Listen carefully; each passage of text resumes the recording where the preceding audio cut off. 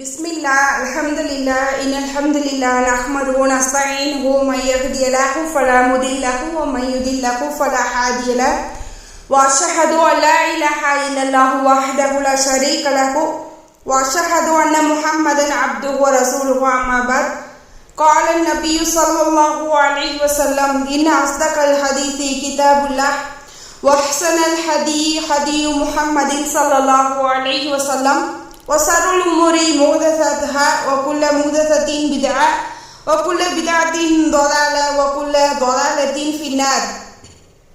வார்த்தைகளில் சிறந்தது அல்லாஹ்வுடைய வார்த்தை என்றும் வழிகாட்டுதலில் சிறந்தது முஹம்மது நபி ஸல்லல்லாஹு அலைஹி வஸல்லம் அவர்களின் வழிகாட்டுதல் என்றும் காரியத்தில் மிக மிக கெட்டது மார்க்கத்தில் புதுமையை உண்டாக்குவது. ஒவ்வொரு புதுமையான காரியங்களும் வழிகேடுகள் அனைத்தும் உங்களை நரகத்திற்கு இட்டுச் செல்லும் என்பதை நபி பெருமானார் ஸல்லல்லாஹு அலைஹி வஸல்லம் அவர்கள் இந்த மனித சமூகத்திற்கு எடுத்துரைத்ததை தற்போது உங்களுக்கு ஞாபகப்படுத்தியவளாக எனது உரையை ஆரம்பம் செய்கிறேன். ஃபஅஊது பில்லாஹி மினஷ் ஷைத்தானிர் ரஜீம். பிஸ்மில்லாஹிர் ரஹ்மானிர் ரஹீம். அல்ஹம்துலில்லாஹ். நம்மளுடைய வாழ்க்கையில் நாம் தூய்மையானவங்களாக இருப்போம். தூய்மை அப்படிங்கிறது சுத்தம், அதாவது உடல் ரீதியாக இருக்கட்டும், நம்ம குளிப்பது, நம்ம பல் துலக்குவது, இந்த மாதிரி உடல் ரீதியாகவும் வெளிப்படையாகவும் சுத்தம் தூய்மையாக இருக்கா அப்படின்னு சொல்லுவோம். ஆனால் இந்த தூய்மை எந்த அளவுக்கு எனக்கு இஸ்லாத்தால் வலியுறுத்தப்படுகிறது, மார்க்க ரீதியாக நான் எந்த அளவுக்கு தூய்மையாக இருக்கேன், தூய்மை அப்படிங்கிறத நான் எப்படி எனக்கு என்னுடைய அறிவின் ரீதியாக நான் எப்படி உணர்ந்து வச்சிருக்கேன் அப்படிங்கிறத நாம் என்ன செய்யணும், நிச்சயமாக தெரிந்து கொள்ளக்கூடியவர்களாக இருக்கணும்.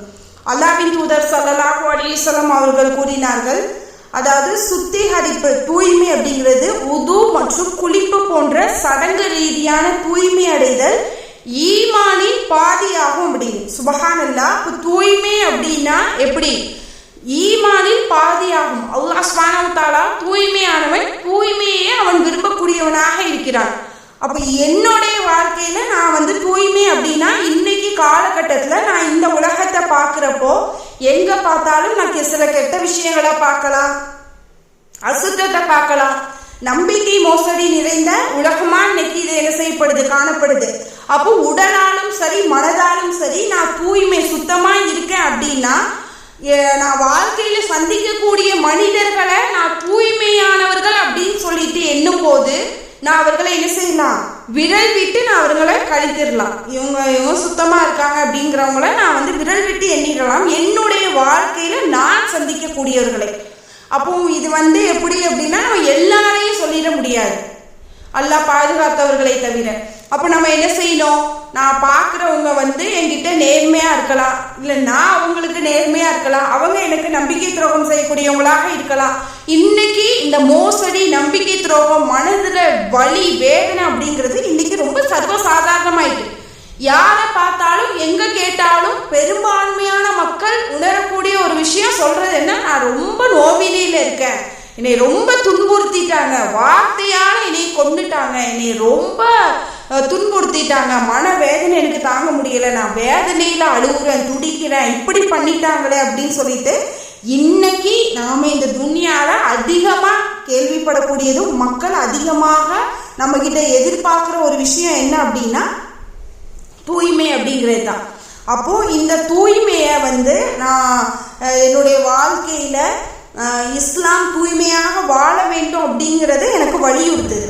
அல் குர்ஆன்ல அல்லாஹ் சொல்றான், தூய்மையாக வாழ்பவன் வெற்றி பெற்றான் அப்படின்னு சொல்லிட்டு. அப்போ தூய்மை அப்படிங்கிறது ஒரு நிறைய பொருள் அடங்கிய ஒரு வார்த்தை. தூய்மை அப்படிங்கிற வார்த்தைக்கு எப்படியெல்லாம் நம்ம மீனிங் பொருட்கள் எடுக்கலாம் அப்படின்னா, இது ஒருத்தர் தன்னுடைய வாழ்க்கையில தன்னுடைய உடலாக இருக்கட்டும், அவனுடைய பொருளாக இருக்கட்டும், இல்லை அவனை சுற்றி இருக்கிற சுற்றுப்புறமாக இருக்கட்டும், அவன் தன்னுடைய வாழ்க்கையில் அதை தூய்மையாக வச்சிருந்தாலும் சரி, தன்னுடைய பெற்றோர்கள், தன்னுடைய உறவினர்கள், அண்டை வீட்டார், தன்னுடைய பக்கத்தில் இருக்கவங்க, நம்மளுடைய வாழ்க்கையில் சந்திக்கக்கூடிய எல்லாருமே சரி நேர்மையாக இருப்பாங்க, நீதியாக இருக்கணும், நம்பிக்கைக்குரியவங்களாக இருக்கணும், ஒழுக்கமானவங்களாக இருப்பதையும், நம்ம மற்றவங்களுக்கு செய்யக்கூடிய ஒரு அட்வைஸ் உபதேசமாக இருக்கட்டும், நம்மளுடைய பொருட்களுக்கான நம்ம ஜக்காத்தை உரிய முறையில் கொடுப்பதா இருக்கட்டும், மொத்தத்தில் நம்மளுடைய நம்மளுடைய உள் மனசு, நம்மளுடைய அந்தரங்கமும் சரி, நம்மளுடைய வெளிப்படையானதையும் சரி, நம்மளுடைய வாழ்க்கையில நான் தூய்மையா இருக்கேன் அப்படிங்கிறத குறிக்கிறது தான் அந்த தூய்மை அப்படிங்கிற ஒரு சொல். இது எல்லாமே தூய்மையில தான் அடங்கும். அப்போ உடல் தூய்மை அப்படின்னா நான் காலையில எந்திரிச்சோன்னா முதல்ல நான் காலையில எந்திக்கிறதுலேருந்து நான் இரவு தூங்குற வரைக்கும் இஸ்லாம் எனக்கு எப்படி தூய்மையா நான் இருக்கணும் அப்படின்னு எனக்கு கற்றுக் கொடுத்துருக்கோம். அந்த மாதிரி நான் தூய்மையா இருக்கிறது. அதுக்கு பதிலாக இன்னைக்கு ஃபேஷன் இது நல்லா இருக்கும் அப்படின்ற பேர்ல நகத்தை வெட்டாம இருக்கிறது, முடிய சரியா சீர் செய்யாமல் இருக்கிறது, அதே மாதிரி இஸ்லாத்திற்கு புறம்பான சில செயல்களை உடல் ரீதியாகவும் அந்த வெளி தோற்றத்திற்காகவும் செய்யறது இஸ்லாத்திற்கு மார்க்கத்துல சொல்லப்படாத ஒரு செயல். அப்போ நான் பல் தேய்க்கிறதா இருக்கட்டும், நான் குளிக்கிறது, உது செய்யறது, என்னுடைய ஆடைகளை துவைக்கிறது, வீட்டை தூய்மைப்படுத்துறது போன்ற தூய்மைக்கு முக்கியத்துவம் கொடுக்கிற விஷயத்துல நாம என்ன செய்யக்கூடாது, பொடுபோக்காக இருக்கவே கூடாது. நான் என்ன ஒரு பாத்திரத்தை கழுவுறதா இருந்தாலும் சரி, என்னிடத்துல ஒரு சோம்பேறித்தனம் இல்லாம நான் என்ன செய்யணும், தூய்மையாக இருக்கணும். ஏன்னா பாருங்க, நம்ம காலையில எழுந்ததும் நம்ம மக்களிடத்துல இன்னைக்கு ஒரு நடைமுறை, இன்னைக்கு காலகட்டத்தில் செய்யறாங்க, செய்யாதவங்களும் நம்ம சொல்ல போறது கிடையாது. அந்த இருந்த இடத்துல இருந்து அந்த காஃபியை குடிச்சிட்டு தான் அவங்க எந்திப்பாங்க. அல்லாஹ் பாதுகாக்கணும். அப்ப இதெல்லாம் ஒரு தூய்மை இல்லாத ஒரு செயல்.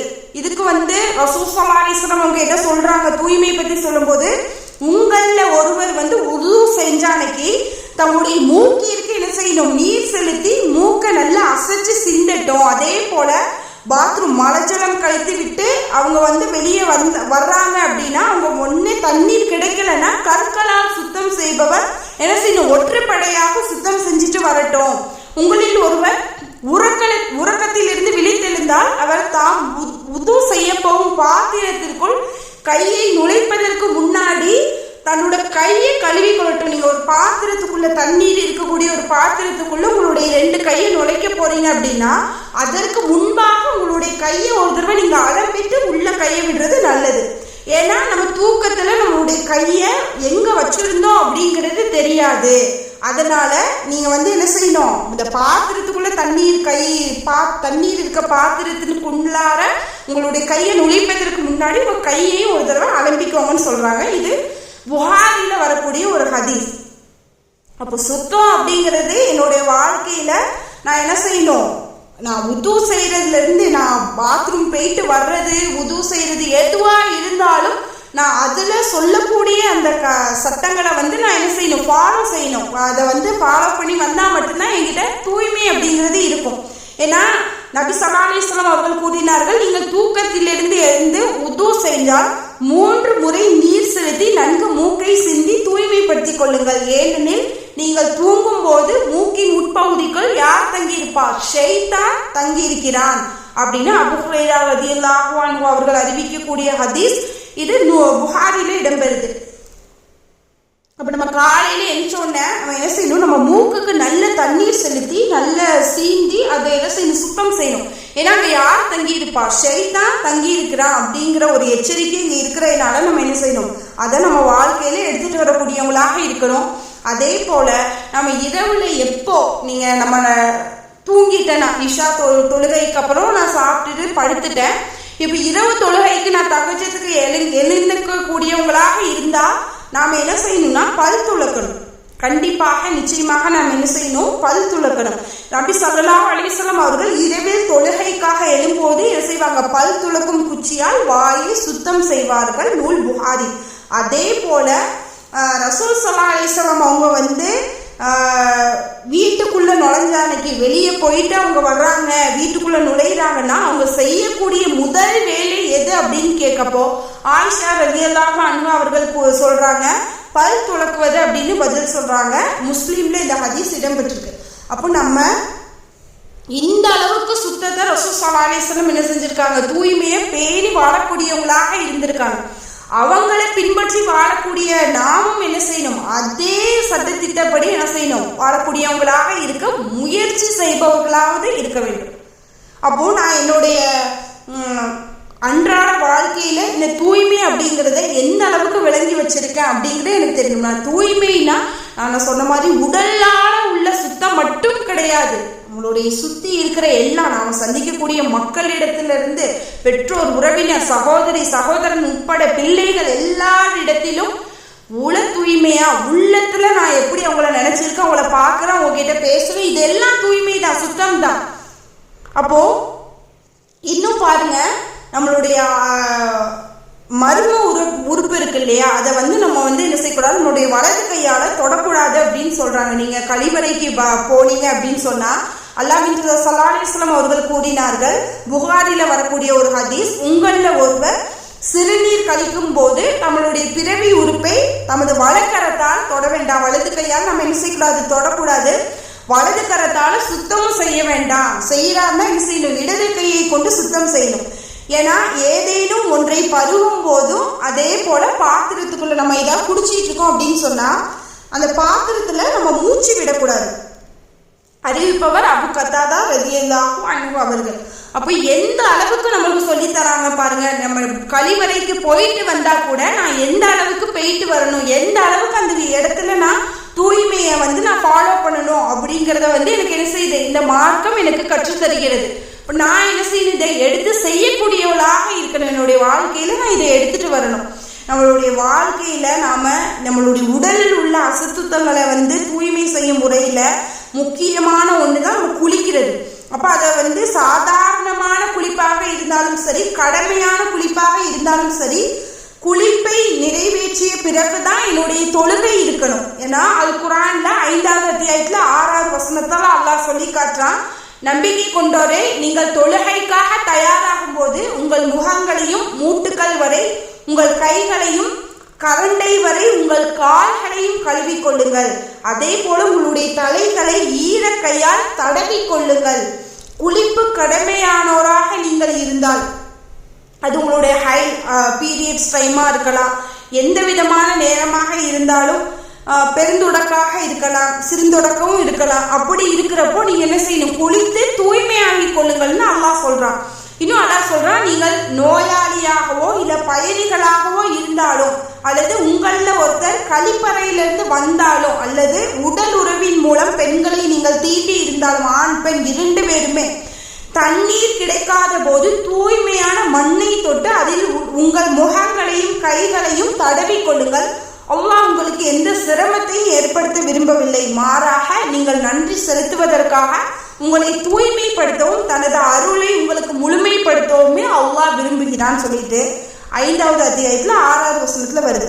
அப்போ ஆண் பெண் உடல் உறவுல இருந்தாலும் சரி, தண்ணீர் கிடைக்கல, எனக்கு சுத்தம் செய்ய, நான் நோயாளியாக இருக்கிறேன் அப்படின்னாலோ, இல்ல பயணத்துல இருக்கேன், நான் டிராவல் பண்ணி போறேன், எனக்கு அங்க தண்ணீர் கிடைக்கல, இல்ல நான் நோயாளியா இருக்கேன், எனக்கு தண்ணீரே தொடக்கூடாது, தண்ணீர்ல தொட்டனா எனக்கு நோய் பிரச்சனை இருக்கு, என்னால தாங்க முடியாது, உடல் ஒவ்வாது அப்படிங்கிற பட்சத்திலையும், தண்ணீரே இல்லை, அப்படி எனக்கு தூய்மையா இருக்கணும், நான் தொழுகைக்கு தயாராகணும்னு நீங்க நினைச்சீங்கன்னா உங்களுடைய கைகள் இருக்கு இல்லையா, அதுல தூய்மையான மண்ணை தொட்டு உங்களுடைய முகங்களையும் கைகளையும் தடவி கொள்ளுங்கள். ஏன்னா அல்லாஹ் சுப்ஹானஹு வ தஆலா உங்களுக்கு ரொம்ப இலகுவாக்கி தரான், சிரமத்தையும் தரல. அதான் சொல்றான் அல்லாஹ், நீங்க அல்லாஹ்க்கு நன்றி செலுத்துவதற்காக, நாம நன்றி செலுத்தக்கூடிய ஒரு விஷயம் என்னது, தொழுகையின் ரீதியாக அவனை புகழ்ந்து நாம துதிக்கக்கூடிய இடம், அல்லாஹ்விற்காக நாம நேரம் செலுத்தக்கூடிய இடம், அல்லாஹ்விடம் பேசக்கூடிய இடம் தொழுகை. அப்ப அந்த இடத்துக்கு நான் அல்லாஹ் கிட்ட போறேன், அவனுக்கு நன்றி செலுத்த போறேன் அப்படின்னா நாம் என்ன செய்யணும், தூய்மைப்படுத்தவும் அல்லாஹ்வுடைய அருளை உங்களுக்கு முழுமைப்படுத்தவே அல்லாஹ் விரும்புறாங்கிறப்ப நான் என்ன செய்யணும், தூய்மையா இருக்கணும். தூய்மையை என்ன செய்யணும், விரும்பக்கூடியவளாக இருக்கணும். அதுதான் என்னது, அல்ஹம்துலில்லாஹ், என்னுடைய வாழ்க்கைக்கு உகந்தது. சுப்ஹானல்லாஹ். அல்லாஹ் என்னது, தூய்மையை பத்தி இன்னும் நமக்கு இன்னும் எடுத்து சொல்றான். அதே போல ரசூல் ஸல்லல்லாஹு அலைஹி வஸல்லம் அவங்களும் ஏராளமான தூய்மையை பற்றிய ஹதீஸ்களை நமக்கு என்ன செஞ்சிருக்காங்க, அறிவிச்சிருக்காங்க. இன்ஷா அல்லாஹ் வரக்கூடிய நாட்கள்ல அதையும் நாம பார்ப்போம். வாஹிர் தவானா அல்ஹம்துலில்லாஹி ரப்பில் ஆலமீன். சுப்ஹானக அல்லாஹும்ம வ பிஹம்திக அஷ்ஹது அல்லா இலாஹா இல்லா அன்த அஸ்தக்ஃபிருக வ அத்தூபு இலைக். அஸ்ஸலாமு அலைக்கும் வ ரஹ்மத்துல்லாஹி வ பரகாத்துஹு. இது போன்ற பல பயனுள்ள மார்க்க தகவல்களுக்காக இந்தி நேம் ஆஃப் அல்லாஹ் சேனலை மறக்காம சப்ஸ்கிரைப் பண்ணிக்கோங்க. பக்கத்துல இருக்க பெல் ஐக்கானையும் கிளிக் பண்ணிக்கோங்க. அப்பதான் நான் போடுற எல்லா வீடியோக்களும் உங்களுக்கு நோட்டிபிகேஷன்ல வரும்.